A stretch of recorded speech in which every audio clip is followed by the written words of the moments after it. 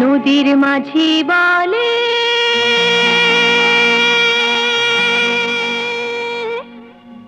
এসো নবী, মাঠের কবি বলে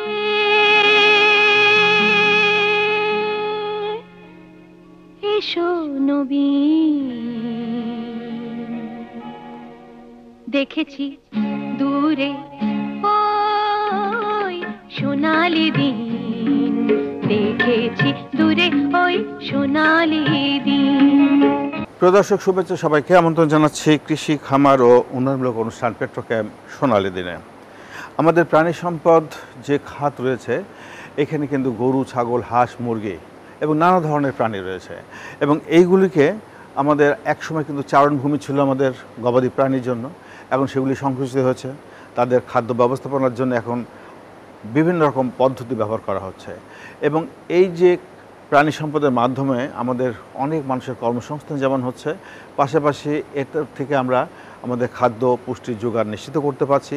মার্কেট লিকেজ হচ্ছে, সাথে বহু মানুষের কর্মসংস্থান সম্পৃক্ত হয়েছে, এবং এই কাজগুলি করতে যে আমাদের খামারিরা যে কাজ করছেন এবং এর সাথে সরকারি এবং বেসরকারি উদ্যোক্তা যারা সাপোর্ট দিচ্ছে এই প্রাণী সম্পদ ব্যবস্থাপনাকে, এই তার মাধ্যমে কি হচ্ছে আমাদের প্রাণী সম্পদ উন্নয়নে, আমরা সেই বিষয়গুলিকে বিস্তারিতভাবে তুলে ধরতে চাই আমাদের এই অনুষ্ঠানে। চলুন দেখা যাক অনুষ্ঠানটি।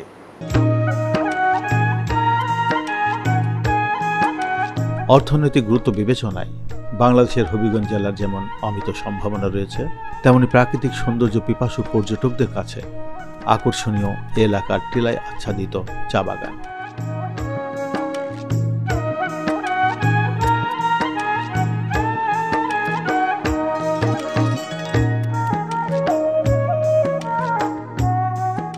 সমতল ভূমির বুক চিরে একে বেঁকে পিচ ঢালা পথ বেয়ে চলতে গেলে দেখা যাবে আদিগন্ত ফসলের মাঠ। বিভিন্ন ঋতুতে ফসল বৈচিত্র্যের প্রাণ প্রকৃতি উদ্বেলিত হয় এখানে।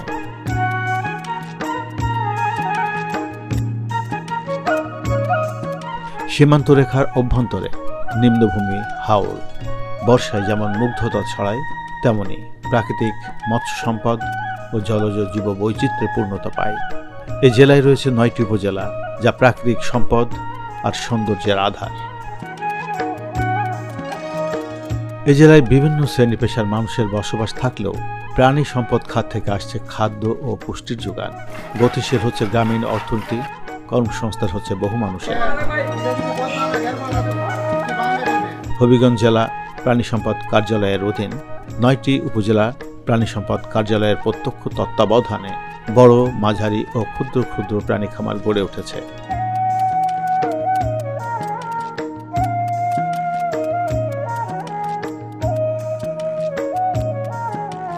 মাধবপুর উপজেলায় মুত্তাকিন ডেইরি খামার। বাণিজ্যিক উদ্দেশ্যে গড়ে ওঠা এই খামার ব্যবস্থাপনার বিভিন্ন দিক উপস্থাপন করব খামার মালিকের সাথে আলাপচারিতায়। প্রিয় দর্শক, আমরা এখন আছি হবিগঞ্জ জেলার মাধবপুর উপজেলার পিওর অ্যান্ড অর্গানিক ডেইরি খামার। শতাধিকারী আছে আমাদের সাথে, কথা বলবো তার সাথে। আমরা এখানে দেখতে পাচ্ছি যে আপনার এখানে যে জাতগুলি আপনি পালছেন এই ডেইরি খামারে, এর বেশিরভাগই হচ্ছে ফ্রিজিয়ান জাতের। ফ্রিজিয়ান জাত। আচ্ছা, তো এই গাভী খামারের জন্য ফ্রিজিয়ান জাতটাকে আপনি বেছে নিলেন কেন? ফ্রিজিয়ানে আসলে দুধ প্রোডাকশনটা বেশি, আর আমাদের দেশের আবহাওয়ার সাথে মোটামুটি অ্যাডজাস্ট হয়ে যায়, তার জন্য আমি এই ফ্রিজিয়ান গরুগুলো বেছে নিয়েছি। আচ্ছা, আমাদের দেশে যদিও এটা শীত প্রধান দেশের গরু, তারপরেও আমাদের দেশে এটা এখন অ্যাডজাস্ট করে নিয়েছে আপনি বলছেন। জি জি। এবং সেই ক্ষেত্রে আপনার হয়তো এই শেডটাকে একটু খোলামেলা করতে হয়। আপনি করেছেন, হাইটও দিয়েছেন ঠিক মতো, তাই না? জি। এবং প্রশস্তও আছে, অনেক প্রশস্ত। আচ্ছা, এখানে ফ্যানও আছে, ফল সিলিং দিয়েছেন? ফল সিলিং দিয়েছি। এই আমাদের খুব গরম যখন পড়ে তখন তো উত্তপ্ত হয়ে যায়, তখন আমি ফগার ইউজ করি। ফগার ইউজ করি। তখন ফগার ইউজ করি, জাস্ট পানিটা স্প্রে করে দেওয়া, স্প্রিংকলারের মতন করে দেওয়া হয়।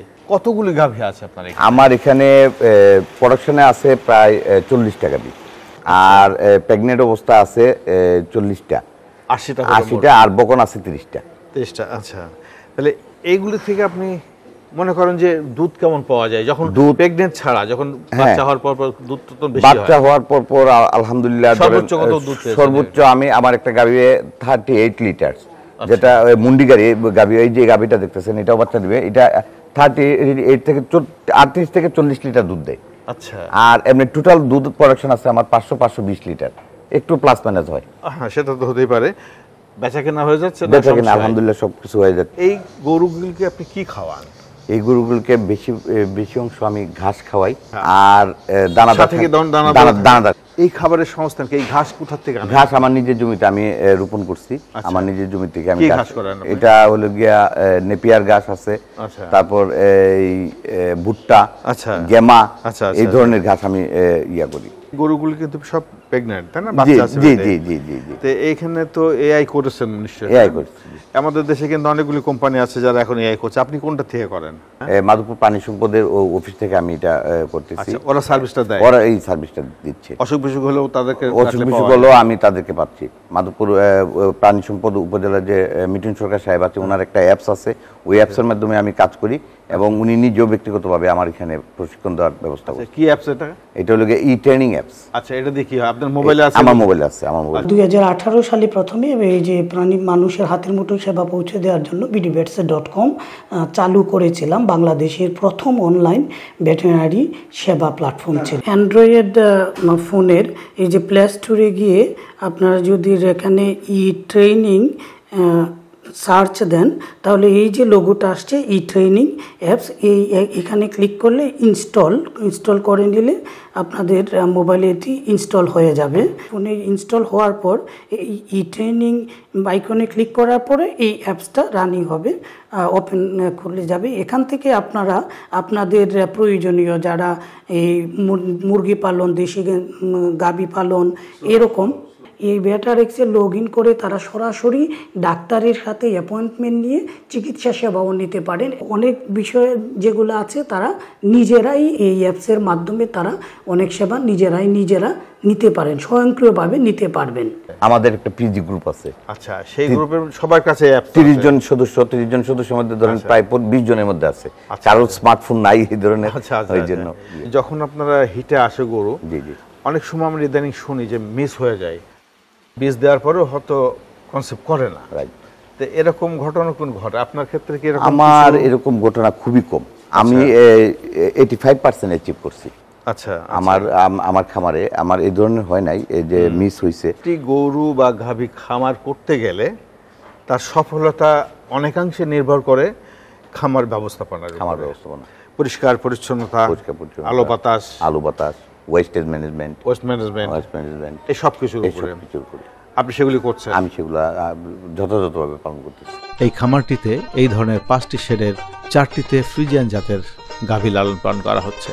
অন্য একটি শেডের এক পাশে বাছুর রাখা হয়েছে। বিশেষ পরিচর্যায় বাছুরগুলো বড় হচ্ছে। বিভিন্ন বয়সের পালের এড়ে গরু সযত্নে পালিত হচ্ছে বিক্রির উদ্দেশ্যে।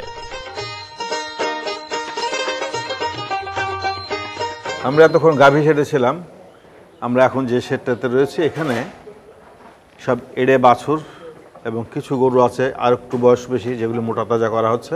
বিভিন্ন বয়সের গরু আছে। এই যে এটা ফ্রিজিয়ান, তাই না? এড়ে বাছুর, এটার বয়স কত? এটার বয়স 9 মাস। এটা হচ্ছে আমেরিকান ফ্রিজিয়ান জাত। আমাদের যে প্রাণী সম্পদ অধিদপ্তরের সিমেন্ট দেওয়া। তো এটা 7 বছর এখনো। এটা বাছুর, এটা কয়েকদিন আগে আমি শুধু দুধ ছাড়াইছি। তো এটা 9 মাস বয়স। এটা যদি 2-2.5 বছর আমার খামারে থাকে, এটা ওয়েট হবো 2500 কেজি, 2000 থেকে 2500 কেজি। এখানে যেগুলো আছে, হ্যাঁ, এগুলো 18 মাস, কোনটা 19 মাস। এগুলোর ওয়েটও ধরেন 400, 450, 500 কেজি। ওই পাশে আমরা দেখছি শাহিওয়াল। জি, শাহিওয়াল। আর এই পাশে মোটামুটি সবই বেশিরভাগই হচ্ছে ফ্রিজিয়ান। শাহিওয়ালও আছে। আচ্ছা, শাহিওয়ালও আছে। জি, এগুলো কি সব অবশ্য বিক্রি করে দিবেন আপনারা? ম্যাচিউরড হলে পারে? জি, ম্যাচিউরড হলে পরে আমরা বিক্রি করি বিভিন্ন সময়ে। এমনি কি কুরবানি সহ বাদে অন্য সময় বেচাকেনা করেন? হ্যাঁ, অন্য সময় ধরেন প্রতি মাসে 2-3টা গরু বিক্রি হয়। তারপরে কুরবানির সময় একটু সেল বেশি হয় আর কি। আচ্ছা, এই যে এই আপনার এখানে দেখাশোনা করার জন্য কতজন লোক আছে? আপনার অনেকগুলি শেড। জি, আমার টোটাল লোক আছে প্রায় এখানে 15 জন। আচ্ছা, তারা ঘাস কাটার থেকে ধরে গরুর খাবার দাবার, গোসল করানো সবকিছু তারা ব্যবস্থাপনা করে। এমনকি আমার একটা বায়োগ্যাস আছে, ওইটাও তারাই পরিচালনা করে। বায়োগ্যাস বলতে আপনার এখান থেকে যে গোবর এখান থেকে যে গোবরটা হয় আপনি বায়োগ্যাস প্ল্যান্ট করতে পারেন। আচ্ছা, সেখানে যে গ্যাস হয় সেটা দিয়ে আপনি কি কাজ করেন? সেটা দিয়ে আমি আমার যে কারখানা আছে, কারখানায় কিছু কাজ করি, আর ম্যাক্সিমাম আমার গ্রামের মধ্যে দিয়ে দিচ্ছি। এই গরুটাও তো আপনার সুন্দর হয়েছে। এই যে এটা মাশাআল্লাহ অনেক সুন্দর গরু হয়েছে। এটা ধরেন ফ্রিজিয়ান, আমার ঘরের বাছুর। এটা 400-450 কেজি হয়ে গেছে। আচ্ছা আচ্ছা, এখানে আমরা একটা গরু দেখতে পাচ্ছি, এটা কিন্তু ফ্রিজিয়ান না, এটা আমার কাছে শাহিওয়াল মনে হচ্ছে। হ্যাঁ, ঠিক বলেছে নাকি? জি জি জি জি, শাহিওয়াল ক্রস। হ্যাঁ, শাহিওয়াল তো এটা তো বেশ বড় দেখা যায়। এটা মাশাআল্লাহ অনেক বড় গরু। এটা আমার ঘরের গরু, এটা বাদশা, এটার নাম রাখছি। ওয়েট লাইভ ওয়েট আছে বর্তমানে 750 কেজি। এটার বয়স হলো গিয়ে 18 মাস, 18-19 মাস। দেন এটা যদি আমি আর 1 বছর পরে কুরবানির সময় এটা 1500 থেকে 1600 কেজি হবে, তারপর এটা আমি সেল দেবো।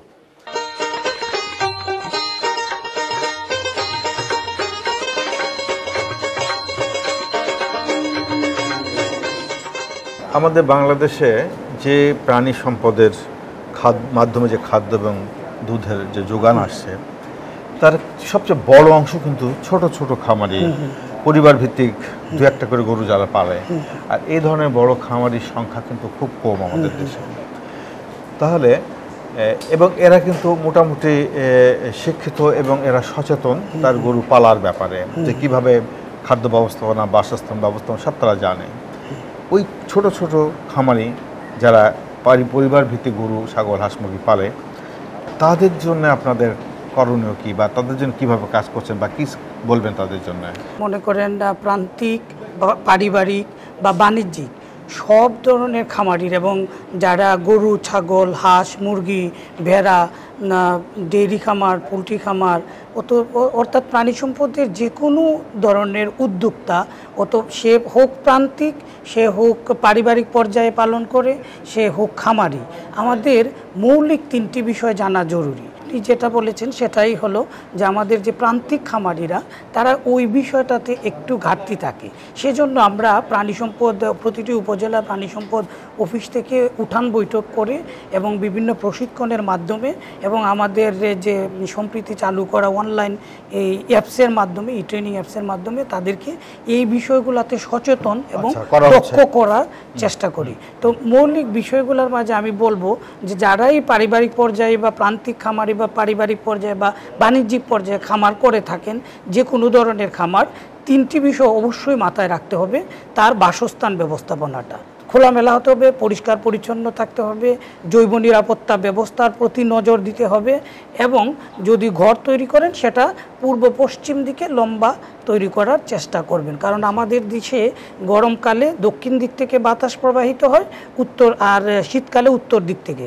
এই বাতাসটা প্রবাহর কারণে যদি খোলামেলা থাকে, যদি এই উত্তর দক্ষিণে প্রস্থ হয়, তাহলে তার এই বাতাসটা প্রবেশ করে ঘর থেকে বেরিয়ে যাবে, তার ঘরের ভিতরের অনেকটা এই পরিবেশটা অনেক ভালো থাকবে। সেটা খাদ্য ব্যবস্থাপনাটা আরেকটি গুরুত্বপূর্ণ বিষয়, এবং খাদ্য ব্যবস্থাপনাটা করার জন্য যারা খামার পর্যায়ে তারা তো সুষ্ঠুভাবে ব্যবস্থাপনা করে থাকেন, কিন্তু যারা প্রান্তিক বা পারিবারিক পর্যায়ে করে থাকেন, খাদ্যটা 3টা ভাগে ভাগ করবেন। সেটা হলো একটা ঘাস জাতীয় খাবার, ঘাস, এবং সেই ঘাসটা চেষ্টা করবেন আপনারা চাষের মাধ্যমে নেপিয়ার জাতীয় বা জার্মান জাতীয় আপনার বাড়ির আঙ্গিনায়ও এই ঘাসগুলা রোপণ করতে পারবেন। তারপরে হলো খড় জাতীয় খাবার, এবং খড়টা যদি প্রক্রিয়াজাত করে খাওয়ানো যায়, ইউরিয়া, মোলাসেস, স্ট্র, এই পদ্ধতি হিউমেস করে যদি খাওয়ানো যায়, সেটা আপনারা ওই নিকটস্থ প্রাণী সম্পদ অফিস থেকে প্রক্রিয়াটা জেনে নেবে।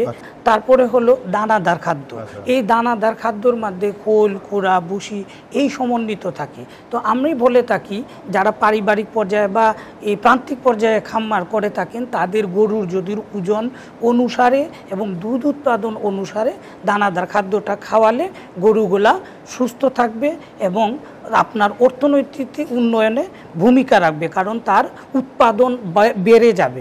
সেক্ষেত্রে যে কাজটা করা যায়, আপনারা অন্তত 100 কেজি ওজন হলে অন্তত এই 10 কেজি ঘাস এবং খড় 6 কেজি এবং 1 কেজি দানাদার খাদ্য খাওয়ানোর চেষ্টা করবেন। এটার কম বেশি হতে পারে হ্যাঁ প্রতিদিন। আরেকটা বিষয় হলো যে রোগ প্রতিরোধ ব্যবস্থাপনা, সেটা হচ্ছে আপনার নিয়মিত টিকা দিতে হবে এবং নিয়মিত কৃমির ওষুধ খাওয়াতে হবে। আমরা সাধারণত বলে থাকি যে 3 থেকে 4 মাস পর পর কৃমিনাশক খাওয়াবেন প্রত্যেক গরুকে। সেটা ডাক্তারের পরামর্শ নিয়ে, আপনার গরু যদি গর্ভবতী থাকে সেই অবস্থায়ও খাওয়াতে পারবেন, অবশ্যই ডাক্তারের পরামর্শ নিয়ে খাওয়াবেন। আর আমাদের দেশে যে মারাত্মক রোগগুলা, যেগুলা ভাইরাসজনিত রোগগুলা বা ব্যাকটেরিয়াজনিত যে রোগগুলা, যেগুলা আমাদের প্রাণী সম্পদের জন্য ক্ষতিকারক হতে পারে, সেগুলার প্রত্যেকগুলারই মোটামুটি টিকা আছে। আপনারা উপজেলা প্রাণী সম্পদ অফিসে যদি যোগাযোগ করেন তাহলে আপনারা ওই টিকাগুলা দিয়ে রাখতে পারেন। হবিগঞ্জ জেলার মোট জনসংখ্যার উল্লেখযোগ্য ক্ষুদ্র নৃগোষ্ঠী সম্প্রদায়। এদের মূল পেশা চা শ্রমিক ও কৃষি কার্যক্রম। প্রান্তিক পর্যায়ের এই দরিদ্র জনগোষ্ঠীর আর্থসামাজিক অবস্থার উন্নয়ন, পুষ্টি ও প্রাণীজ আমিষের চাহিদা পূরণে প্রাণী সম্পদ অধিদপ্তর ক্ষুদ্র নৃগোষ্ঠী প্রকল্পের মাধ্যমে প্রাণী লালন পালনের জন্য দলগতভাবে প্রশিক্ষণ ও উপকরণ সহায়তা দেয়। বর্তমানে চুনারুঘাট উপজেলা সহ কর্ম এলাকায় প্রতিটি পরিবার প্রাণী প্রতিপালন করে বাড়তি আয় করছে। হবিগঞ্জের বানিয়াচং উপজেলার হাওড় অধ্যুষিত ভাটিয়াপাড়া গ্রাম। হাওড়ে কিছু পরিবার বাণিজ্যিকভাবে হাঁস পালন করে বাড়তি আয় রোজগার করছেন।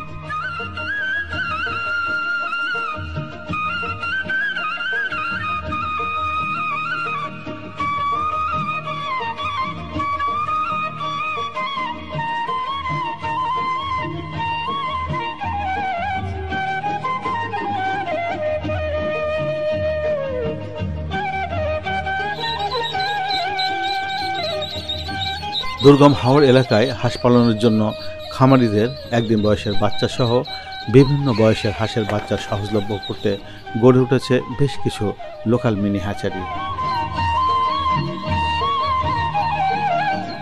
ভাটিয়াপাড়া গ্রাম ঘুরে দেখা গেল প্রায় প্রতিটি বাড়িতেই তুষ পদ্ধতির হ্যাচারির মাধ্যমে হাঁসের বাচ্চা উৎপাদনে ব্যস্ত সময় পার করছেন উদ্যোক্তারা। প্রিয় দর্শক, আমরা আছি হবিগঞ্জ জেলার বানিয়াচং উপজেলার ভাটিয়াপাড়া একটা গ্রাম। চারিপাশে কিন্তু হাওড় অধ্যুষিত এই একটা ছোট্ট দ্বীপের মতন জায়গা। এখানে কিছু মানুষ বসবাস করছে এবং এখানে যে মানুষগুলি বসবাস করছে তাদের জীবন জীবিকার উৎস হচ্ছে হাওড়ে মাছ ধরা এবং হাওড় সম্পদকে ব্যবহার করে কৃষিকাজ, পাশাপাশি প্রাণী সম্পদের লালন পালন করা। তো আপনারা জানেন যে হাওড় মানে কিন্তু সেখানে হাঁসের চাষ হচ্ছে এবং তার মাধ্যমে আমাদের এই যে ভাইরা তারা হাঁস যেমন উৎপাদন করছে, হাঁসের ডিম উৎপাদন করছে এবং এই ডিম ফুটিয়ে কিন্তু আবার বেচা কেনাও করছে। এটা একটা ব্যবসা হচ্ছে তাদের এবং এই বাচ্চাগুলি ছড়িয়ে দিচ্ছে সমস্ত হাওড়ের খামারিদের কাছে, যার পরিপ্রেক্ষিতে আমরা দেখছি হাওড়ে গেলে হাওড় জুড়ে শুধু হাঁস আর হাঁস। তো আমি কথা বলবো এরকম একজন আমাদের খামারির সাথে। আপনার হ্যাচারি আছে না? তুষ পদ্ধতির হ্যাচারি। আচ্ছা, এই আপনার এই এলাকায় কতগুলি হ্যাচারি আছে একটু বলা যাবে? আমাদের এলাকায় হ্যাচারি হতে টোটাল মিলে 20-50টা হ্যাচারি আছে। 50টা হ্যাচারি আছে। 50টা। তাহলে আমরা বলে নেব যে এই গ্রামের প্রত্যেকের ঘরে ঘরে একটা করে হ্যাচারি আছে। জি আছে। আপনি কতটা ডিম ফুটাতে পারেন? আমি প্রতি মাসে ওই 70 থেকে 80 হাজার ডিম ফুটাতে পারি। আচ্ছা, এই ডিমগুলি কালেকশন করেন কোথা থেকে? এটা তো আমার নাসিরনগর আছে, আজমিরি আছে, পাশাপাশি বানিয়াচং আছে। আচ্ছা, পাহাড়পুর এই এলাকা থেকে মানে খামার যেখানে আছে সাথে সাথে যোগাযোগ করে তার কাছে মনে করো আমরা অগ্রিম টাকা বুকিং দেওয়া লাগে। অগ্রিম দিতে হয়? হয়। কেমন দিতে হয় অগ্রিম? মনে করেন তার 2000 আসে, তাই 1 লাখ থেকে 1.5 লাখ টাকা দেওয়া লাগে। এই টাকা থইয়া পরে প্রতি এলে তার টাকা ডিম আনা লাগে নগদ দিয়া, বাকি টাকা লাস্ট পর্যায়ে কাটা যায়।